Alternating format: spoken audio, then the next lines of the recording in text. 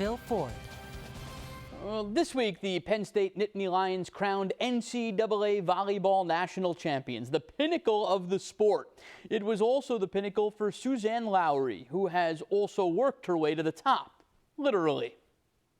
When best meets best and the ultimate prize awarded, those facilitating the match must be the best at their best. I allow myself to take in the moment until we reach that coin toss 30 minutes prior to the match, and then I go through my same routine. And for someone with a resume like this, I've reffed on 6 continents and 19 different countries. To say one championship, her summit so far, it's a pretty big deal. So much like the teams, the referees are in competition with each other.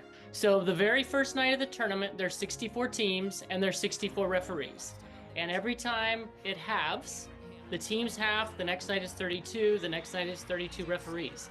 Her dogpile moment coming in a hotel lobby after calling one of the most epic 5-set Final Four matches of all time. We didn't find out until about 1 o'clock that morning because the semifinals went really late. That in itself a pretty amazing run, but shoot back to where and how it began, you see how far it's come for Suzanne Lowry.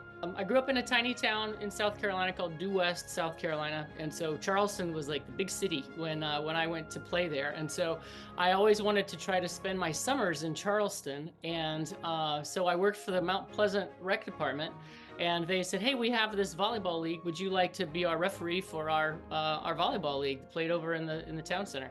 Her love in life and the game so deeply rooted in pluff mud and cobblestone from George Street to Coleman Boulevard. It's just such an amazing city and an amazing school that I know that once I set foot on that campus and saw those brick sidewalks, I was like, this is where I was meant to be. I started dating a guy who was a ref, and he taught me a bunch. He's now my husband.